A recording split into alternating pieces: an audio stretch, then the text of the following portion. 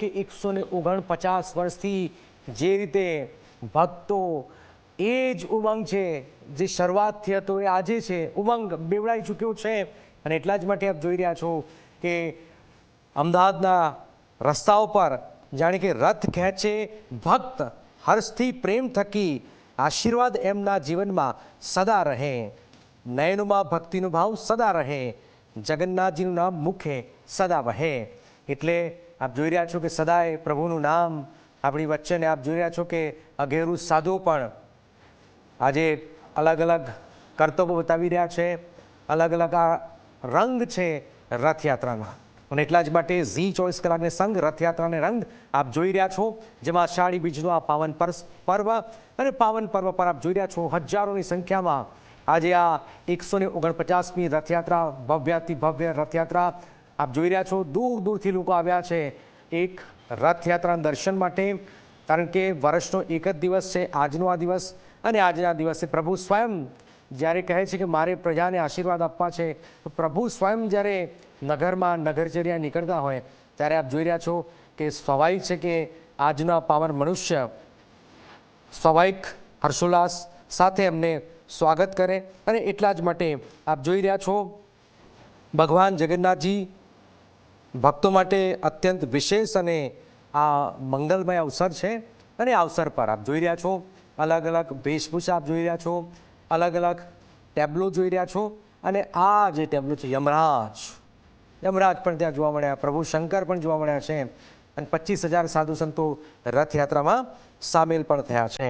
તો આપ જોઈ રહ્યા છો આમ તો આપણી જે આ રથયાત્રા છે એ વિશ્વાસની હર એક હદ તું પાર કરી દે, મોત સાથે નહીં આવે તો જિંદગી સાથે તું બાત ભીડી લે. કારણ કે આપણી આ રથયાત્રા જે છે જિંદગી જીવવાનો એક અવસર છે. અને આ અવસર પર આપ જોઈ રહ્યા છો કે અમદાવાદ વાસીઓ, ન માત્ર અમદાવાદ, દૂર દૂરથી વિદેશથી પણ લોકો પ્રભુની રથયાત્રા જોવા માટે આવતા હોય છે, દર્શન માટે આવતા હોય છે. અને એટલા જ માટે આજે આપણી જે રથયાત્રા છે વિશ્વની બીજા નંબરની રથયાત્રા, રથમાં બેસી મંદિરમાંથી તમે પધારો બહાર, પાછા વળતા અમને સાથે રાખો હારો હાર, તમે જાઓ ને મંદિર ખાલી સહન થાય કઈ રીતે, તમે મળીને જાઓ પછી તો રોજ જ આવું રીતે. એટલે પ્રભુનો આજનું આ પાવન પર્વ છે. અને પાવન પર્વ પર આજે જ્યારે પ્રભુ સ્વયં દર્શન આપવા નીકળ્યા છે ત્યારે આપ જોઈ રહ્યા છો કે પામર મનુષ્ય, આપણે જે મનુષ્ય છે એમને આવકારીએ છીએ. હે જગન્નાથજી, હે બલભદ્રજી, હે સુભદ્રાજી, તમને નત નત મસ્તક છે. અને આપ જોઈ રહ્યા છો ઝી 24 કલાક ને સંગ જય જગન્નાથનું નાદ. સપના જોડાઈ ગયા છે, સપના પ્રભુના રથ ધીરે ધીરે ધીરે હવે આગળ વધી રહ્યા છે કાલુપુરની આસપાસ. હતા હવે ક્યાં રથ પહોંચ્યા છે અને શું માહોલ આપ ત્યાં જોઈ રહ્યા છો સપના? બિલકુલ થી જનક, આ જે માહોલ અત્યારે હું અહીંયા જોઈ રહી છું અને શબ્દોમાં વર્ણવવું ખૂબ મુશ્કેલ છે. કારણ કે જે શ્રદ્ધાળુઓ, જે ભક્તો રાહ જોઈ રહ્યા હતા એ દર્શન, એ ખૂબ અદભુત અલૌકિક દર્શન તમામ જે ભક્તો છે એમને પ્રાપ્ત થઈ રહ્યા છે. આ જે ભક્તો છે એ માત્ર અત્યારથી આવ્યા નથી, પરંતુ સવારથી ભગવાનની રાહ જોઈ રહ્યા છે. સરસપુર વસાણની ઘણા દિવસોથી તૈયારીઓ કરી રહ્યા હતા કે ત્યારે તેમાં ચાલુ રાખો મંદિરે આવે છે, દર્શન આવે ભગવાન જાતે એક દિવસ એવા આવે છે કે જ્યારે તમામ જે દર્શનાર્થીઓ છે તેમને દર્શન આપવા નીકળે છે. ત્યારે આ જ સુંદર દ્રશ્યો છે જે વર્ષમાં હોય છે રાહ જોઈ રહ્યા છે. આ દ્રશ્યો એમની આંખોમાં ઠંડક આપી રહ્યા છે અને દુર્લભ દ્રશ્યો કહેવાય. ભગવાન સજે જ્યારે આવતા હોય છે ત્યારે જે માંગણા પક્ષના લોકો છે તેઓ ઘણા આતુરતાથી રાહ જોતા હોય છે, તૈયારીઓ કરતા હોય છે.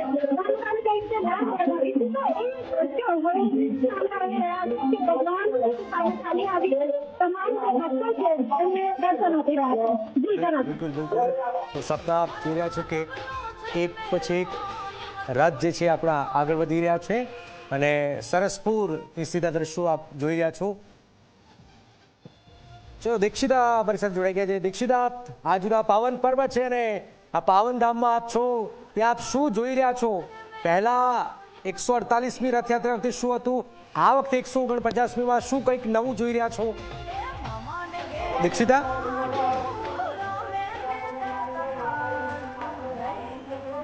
દરેક આંખોને ઠંડક મળી છે ભક્તોને, કારણ કે ભગવાન જગદીશનો રથ સરસપુર ખાતે આવી ચૂક્યો છે ને ત્યાર પછી બહેન સુભદ્રાજીનો અને ત્યાર પછી બલરામજીનો રથ અહીંયા બિરાજમાન થશે. ઘણા લાંબા સમયથી આ લોકો રાહ જોઈ રહ્યા હતા અને અત્યારે થોડો સમયમાં ફેરફાર પણ થયો હતો અને એટલે જ અધીરા બન્યા હતા ભક્તો અને અત્યારે તેમની આતુરતાનો અંત આવ્યો છે. આંખોને ઠંડક મળી છે, રાહત મળી છે ભગવાન જગદીશ છે તેમની મૂર્તિ જોઈને. તમે એવું કહ્યું કે હું શું નવું જોઈ રહી છું, તો આ વખતે ટેકનોલોજીનો અહીંયા ભરપૂર ઉપયોગ કરવામાં આવ્યો છે. રથયાત્રામાં પોલીસનો ચુસ્ત બંદોબસ્ત ગોઠવી દેવામાં આવ્યો છે. એ પછી જગન્નાથ મંદિરનું પ્રાંગણ હોય કે પછી સરસપુર મંદિર, ત્યાં એવી ટેકનોલોજીનો ઉપયોગ કરવામાં આવ્યો છે કે જેથી કરીને આ જે ભક્તો છે એ લોકોને કોઈ પણ પ્રકારની મુશ્કેલી ન પડે. સાથે સાથે પોલીસનો ચુસ્ત બંદોબસ્ત કરી દેવામાં આવ્યો છે. અહીંયા એઆઈ ટેકનોલોજીનો અહીંયા ભરપૂર માત્રામાં ઉપયોગ કરવામાં આવ્યો છે. બીજી એક વસ્તુ એ કે ભક્તો છે અહીંયા રાહ જોઈ રહ્યા છે અને એમની આતુરતાનો બંધ એટલા માટે આવ્યો કહેવાય કારણ કે ઘણા કલાકો થઈ ગયા અને આ કલાકોથી જ તેઓ મીટ મારીને બેઠા હતા કે ભગવાન ક્યારે અહીંયા પધારે મામાના ઘરે, કારણ કે ભાણેજની આતુરતાથી રાહ જોવાઈ રહી હતી તેમના વધામણા લેવા માટે, તેમને જોવા માટે. અને આપ જુઓ, તેમને એવું લાગ્યું કે હાશ મને ઠંડક થઈ છે, હવે ભગવાન અહીંયા આવી પહોંચ્યા છે. પોલીસનો ચુસ્ત બંદોબસ્ત ગોઠવી દેવામાં આવ્યો છે કારણ કે અહીંયા કોઈ પણ અનિચ્છનીય બનાવ ન બને. આપ જુઓ, તમે જ્યાં પણ જોશો ત્યાં અંદર ભક્તો છે તે લોકોને ઊભા રાખવામાં આવ્યા છે અને બીજી તરફ અહીંયા પોલીસ રાખવામાં આવી છે એટલે કરીને કારણ કે લોકો અહીંયાથી પસાર થાય ધક્કામુક્કી ન થાય તેનું ખાસ ધ્યાન રાખવામાં આવ્યું છે. શાંતિપૂર્ણ માહોલમાં રથયાત્રા પૂરી થાય તેની સૌથી મોટી જવાબદારી છે આ પોલીસ કર્મચારીઓ પર હોય છે. બીજી તરફ અહીંયા જે ઠંડક કરવામાં આવ્યું છે એટલા માટે કારણ કે હવે અહીંયાથી મામેરું લઈ જવામાં આવશે અને અહીંયા ઘણો જે રોડ છે તપી ગયો છે ગરમીના કારણે કે હવે ગરમી સખત પડી રહી છે અને એને ઠંડક કરવામાં આવી રહી છે એટલા માટે અહીંયા પાણી છાંટવામાં આવી રહ્યું છે. મંદિરમાંથી બહાર નીકળી મામેરું અહીંયા લાવવામાં આવશે અને ત્યાર પછી 3 ભાણેજ છે કે જેઓ આટલી નગરચર્યા કરીને આવ્યા છે. સ્વાભાવિક છે કે દરેક જગ્યા પર ભગવાનનો રથ ઊભો હોય એટલે ભગવાનની એક મીઠી નજર લાગી જતી હોય અને એ ભાવ સાથે અહીંયા ભગવાનની નજર ઉતારવામાં આવશે, તેમના ઓવારણા લેવામાં આવશે. દરેક ભક્તો છે હાથમાં ચોખા અને કંકુ લઈને ઊભા છે કે ક્યારે મારો વહાલો આવે ને હું એમને વધામણા કરું. ભગવાન જગદીશનો રથ અહીંયા આવી પહોંચ્યો છે. બહેન સુભદ્રાજી અને બલરામજીની રાહ જોવાઈ રહી છે ને એ પણ થોડીક જ વારમાં એ રથ આવશે. પછી 3 રથ છે એ અહીંયા ઊભા કરવામાં આવશે. ભક્તોને મધનો પ્રસાદ મળશે અને ભગવાનની વિધિસર અહીંયા પૂજા કરવામાં આવશે. પૂજા કર્યા બાદ તેમનું મામેરું ભરવામાં આવશે. અને આ વખતે આ જે અવસર છે મામેરું ભરવાનો એ દવે પરિવારને મળ્યો છે અને દવે પરિવાર છે એ ખૂબ જ ખુશ છે. હું આપને નિજ મંદિરના દ્રશ્યો બતાવીશ કે નિજ મંદિર છે તેનું પ્રાંગણ છે એ ખૂબ જ સરસ રીતે સજાવવામાં આવ્યું છે.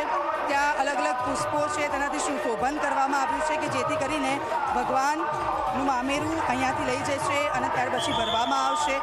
અને હર્ષ અને ઉલ્લાસ જે જોવા મળી રહ્યો છે ભક્તોમાં અને ખાસ કરીને દવે પરિવારમાં, કારણ કે દરેકનું સપનું હોય છે કે હું ભગવાનનું મામેરું ભરું. આપણે ભાણેજના તો મામેરા કરતા જ હોય છે પણ આ તો સ્વયં ભગવાનનું મામેરું ભરવાનો જ્યારે અવસર મળ્યો છે ત્યારે ખરેખર એ હરખ દવે પરિવારને સમાતો નથી. બિલકુલ. દીક્ષિતા,